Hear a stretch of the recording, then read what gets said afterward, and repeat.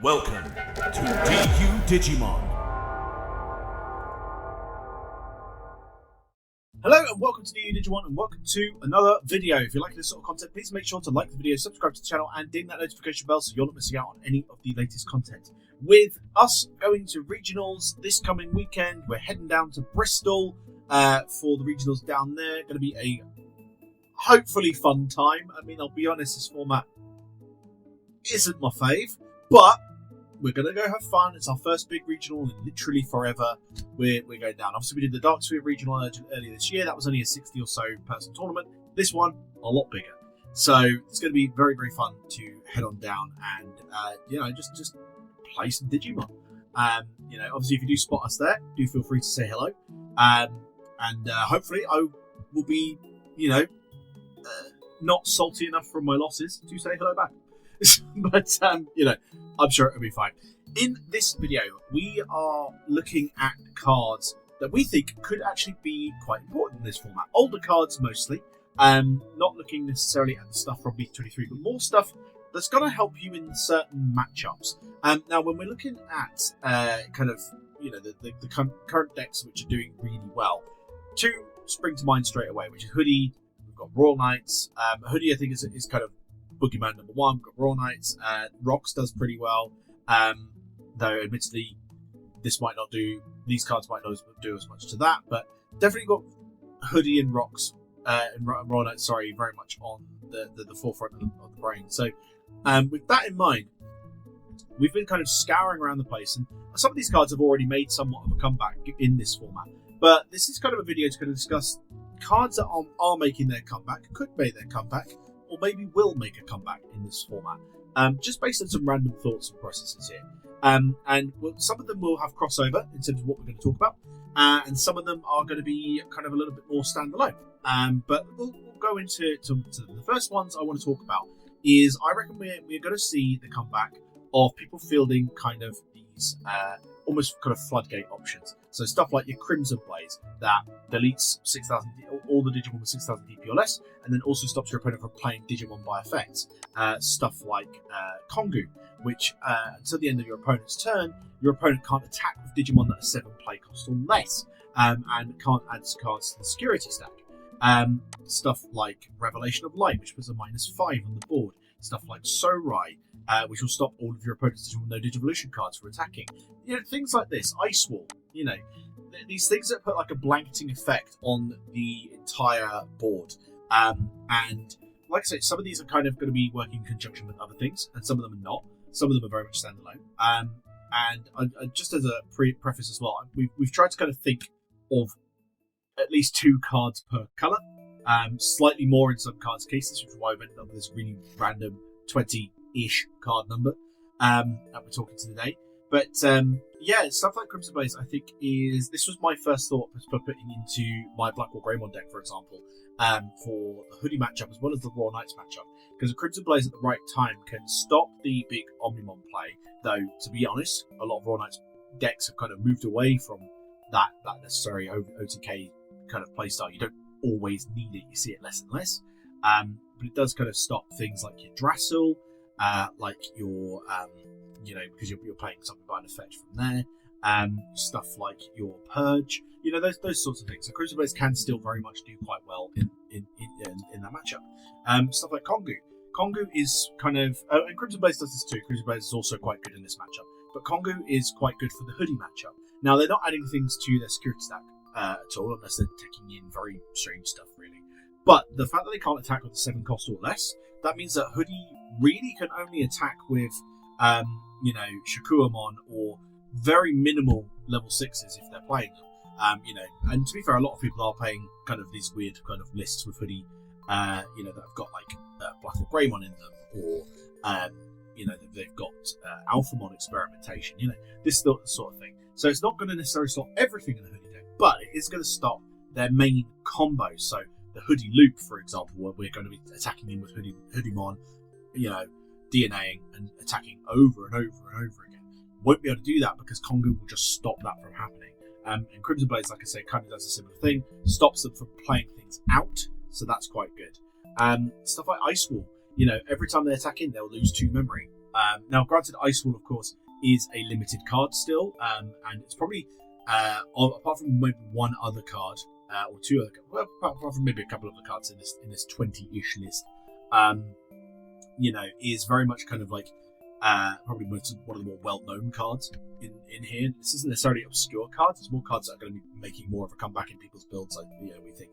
And Ice Wall, if you do find the one-off in your blue deck, just slap it down, and then all of a sudden, Hoodie's not doing anything. I'm actually kind of tempted to put it back into Omnimon. I used to play this in my Omnimon build. I'd be very tempted to put it back in. So we've got that kind of, some form of floodgate effect. Yeah, you could also put Crimson Blaze back in Omnimon as well. You've got plenty of blue, you've got plenty of red. Why not? So there's definitely these things to think about.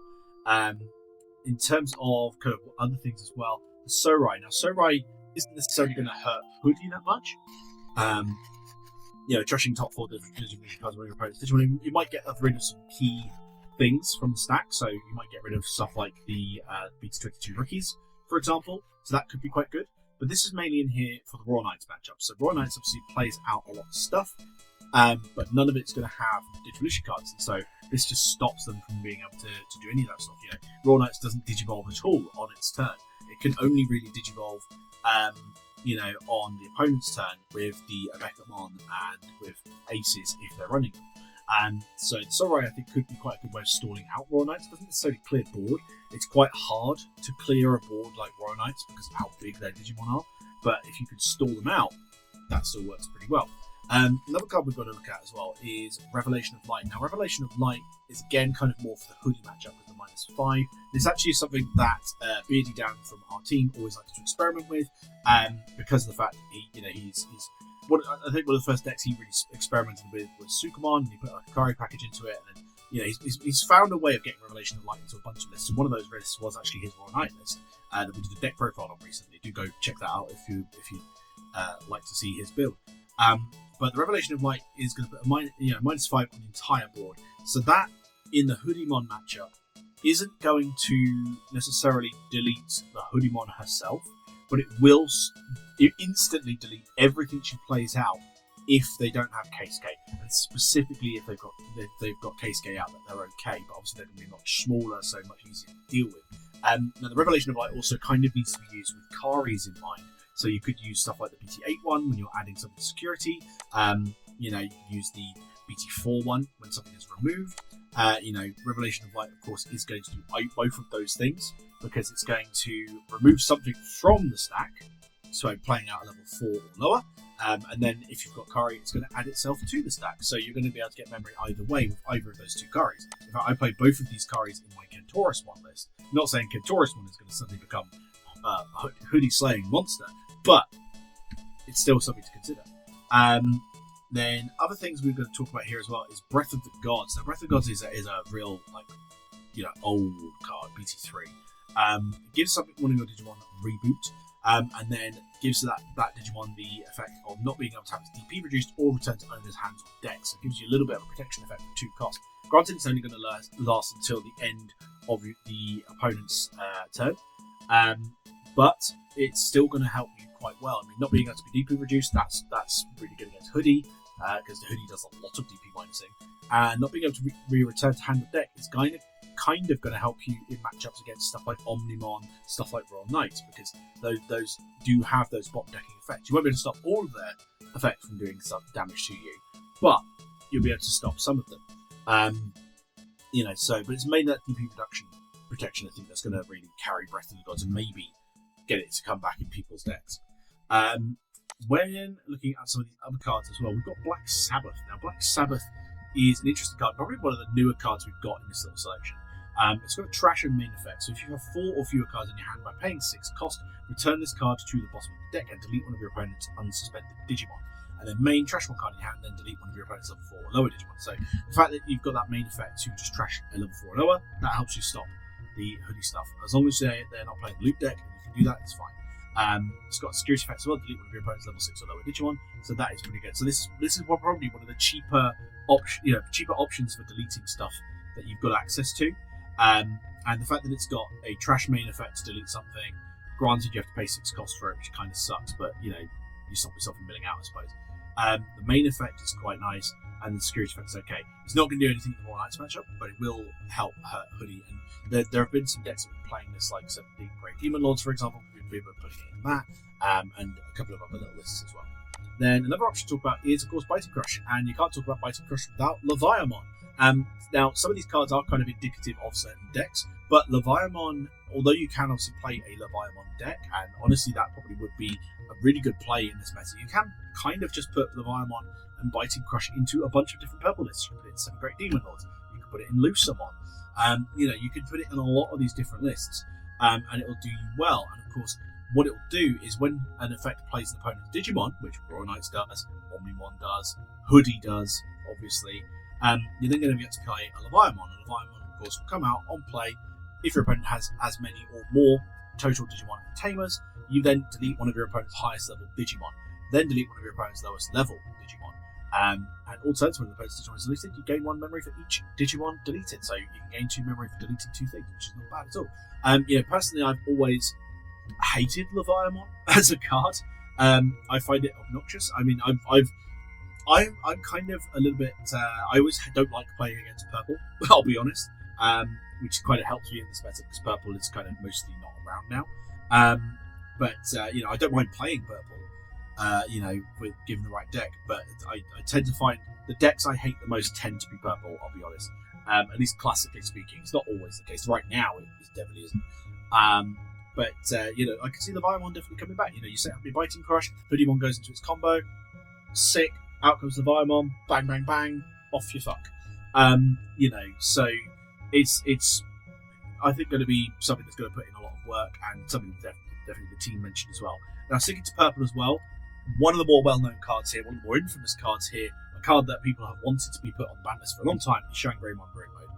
And you could argue Shangreimon Rune Mode never really went away. So us kind of being like, could make a comeback, maybe not. But there are certain lists that could field it that maybe didn't before, or maybe haven't in a while.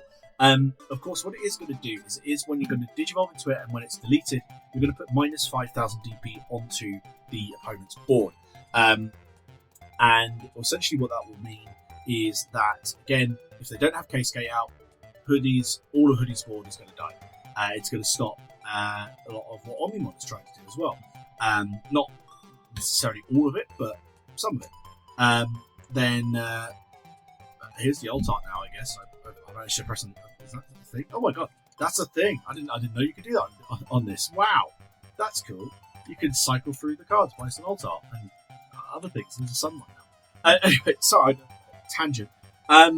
So Rune Mode, you've got the end of attack as well, so you get to delete something and recover +1, so you can put a -10 on the board potentially. Which could be really nice. And hatch something in the back. And I think there are a lot of lists that could be trying to use it. I know Alex has been trying to put this, fun enough, back into Magnamon, so back into Armor. So if you're going all the way up into Magnamon X, it's a level 6 yellow, which digivolves into Shangreimon Rune Mode. Bosh. You could play that in conjunction with something like Just One GX, for example, or Omnimon X. Just going to have that controlling effect. You can put it in a bunch of purple lists, you can put it in a bunch of yellow lists. It's never going to be a bad pick. And in this meta, it could be pivotal, so long as, again, Hoodie can technically play around it with the K-Skate giving 1,000 DP to everything on the board, and with some of the inheritables. But better than nothing, right? What else are we going to look at? Let's look at these 3 specifically. So we've already kind of looked at the Kari when security stack is removed from game 1. We've also got Mimi, so when a player uses an option card to suspend this Tamer game 1. And we've got the Keenan, when an effect plays Digimon by suspending this Tamer game 1. And actually, there's another one we have to talk about as well, Hokuto. Hokuto has been seeing some play very recently. If your opponent has 3 or more Tamers, gain 1 memory. And also, it's when an opponent plays a Digimon by suspending this Tamer, gain 1 memory if that Digimon is level 4 or higher, and draw 1 if it's a level 3. So this gives you consistency and memory and a bit more utility than these 3 cards here. It's also 1 cost cheaper than either Kari or Keenan, which is mad, really. When you think about it, that's power creep in action. Obviously the Keenan does get you a memory and a draw as well when you play it. But basically the point of these cards is it's to punish your opponent playing the game. We don't like to see it. And I don't like the fact that we kind of have to look at all these Floodgate cards and all these like turn-taking cards and all this sort of stuff. but I feel like in this meta, it's probably one of the better anti-meta ways of playing. Is going to be doing these things. You could also make the argument that something like Black or Greymon that can take turn could also be useful, but I didn't want to talk about a whole deck, especially because I'm trying to keep my list under wraps just in case I'm playing it at regionals. I don't know if I am yet. Got to make my decision quick though. But these the Hokutos, the Keenans, Zakaris, and stuff, they have made the rounds. Obviously, East did a video on one of his meta kind of reports over the weekend. And there's a Royal Knights engine list, and I say engine list, not Royal Knights specifically. That's using Mimi, Kari, and Keenan all in it. I think using Hokuto as well. Might not be. If it's not, probably should be.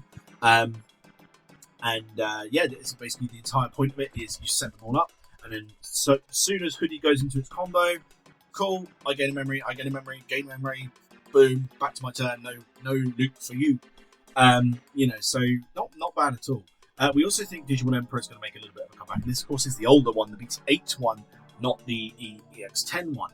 And this one, of course, is just going to get you a memory if your opponent moves in level 3 out of the breeding area. So that could be potentially good in the Omnimon matchup. It could potentially be good in Hoodie if, in very specific scenarios. And it's also going to get you a draw whenever a level 5 or lower Digimon is deleted. So, not bad at all. I think it's probably the weaker option out of all these ones. I don't see it doing the worst to Hoodie. And in the Royal Knights matchup, it's useless. But still wanted to talk about it anyway. These 4 here, though, I think are going to be pretty useful and are already putting in some work. Let's now talk about some Digimon. Let's talk about some Digimon. We'll talk about options, talk about Tamer, talk a little bit about other Digimon. Let's talk about these Digimon up here. And these are cards which I think could potentially make a bit of a comeback. But I'm kind of less shaky out, especially because they're more deck reliant. The first one we'll talk about is Dino Rexmon from BT14. This guy is basically a Crimson Blaze, but a Digimon. He doesn't delete stuff, but he has an auto effect. While your opponent has 1 or more memory, they can't play Digimon with 6,000 DP or less, and this Digimon gets 4,000 DP. So, literally, that shuts off the Hoodie combo. Dino Rexmon, of all things, shuts off Hoodie. You just go into it for all 3 costs. It's got Blitz as well. And you're just like, yeah, fuck off, Hoodie. You could even possibly put it into something like Tyrannomon. It's a dinosaur. You could definitely go up into it. Why not? You'd obviously have to play just red level 5s, or try and maximize your red level 5s. But it could be pretty cool. It does literally shut off Hoodie completely. It doesn't do anything to Royal Knights. Kind of does stuff to Omnimon. It stops the Nokia. But, and of course, I've not talked about Rocks because I don't know. I think Rocks is basically you beat Rocks by just being quicker than it. I think that's the gameplay, but or the game plan. There probably is some more minutia to it. Ice Wall. There you go. Ice Wall does good things against that. The Dynamics one I think could be a real sleeper for a lot of red decks, because it is going to shut off Hoodie in theory. Again, a lot of this is in theory. We're not necessarily saying that all of these cards are going to suddenly completely change the meta and all this sort of stuff. Although some of them have already kind of shown some use. This is more just idea generating and seeing what's going on. Next one to talk about is Venusmon. And Venusmon's kind of always been in and out of use since it came out in BT10. As that when Digimon pet, all your opponent's Digimon gain security at -1 until the end of your opponent's turn. The opponent's turn, all your opponent's Digimon security attack can't attack this Digimon, can't activate when attacking and when Digimon affects. So that will at least put a dampener on something like Hoodie, or something like maybe Royal Knights. It stops it when attacking, doesn't stop on plays. But it is going to do a little bit of work there. We've already seen it kind of come back. Ironically, some people are playing it in Hoodie. I'm tempted to play it in Hoodie myself, actually. Just to try it out. But she's definitely making the rounds. She's probably more popular than ever because of Time Stranger. Next, we're going to talk about Tyrant Kabuterimon. Now, Tyrant Kabuterimon is very much locked into bugs as a deck. But in my mind, and obviously I don't think anyone has experiments with this because I could be talking complete horseshit because, frankly, bugs is quite slow. In theory, if a Tyrant Kabuterimon gets fully set up, what the fuck is Hoodie going to do to it? Because if it's suspended, you can't DP minus it. It can redirect you with the Izzy. It could do quite a lot. And I think that could potentially be quite a good little way of anti-metaing there. Will it necessarily do a lot against Raw Knights because they've got stuff big enough to beat over it potentially? Maybe not. Same with Omnimon, things like that. But I think in theory this could come back, you know, and really start kind of making some waves, if you will. I don't know for sure, but it's just my gut. This is my gut. And my gut is wrong a lot. But maybe it's not about this. But maybe it is. Who knows? Next, Tribune Ace. And again, Tribune Ace has kind of made a bit of a round at the moment. It's Shadow Seraphimon Ace. And there are other aces similar to these, like Black Greymon and things like that. But I want to talk about these two specifically. Tribune Ace can potentially make a bit of a comeback. Being used ironically in Hoodie again. You know, it's going to give you more DP minus as you play out a green or yellow level 4. So that's going to let you play out your kind of basically all of the stuff for your combo starting, really. Which is not bad at all. It has that alliance as well. And then Shadow Seraphimon D-Digivolve is very important in this format. And if this manages to survive, then you know, D-Digivolve 3 and a -5 on a Hoodimon is pretty nice. Now the one caveat with these aces is, of course, they're going to need to survive. In this format, it's kind of harder than ever to set up an ace. It's probably the hardest format since aces came out to actually set one up, because it just looks so obvious when you do it. You know, people are coming on, hey, you've got a level 5 out. Why have you done that? Oh, no reason. It's nothing at all. But you know, they can still potentially put in the work. And if you're playing certain decks that maybe have taunt mechanics or, you know, something like that, I think they could do pretty good.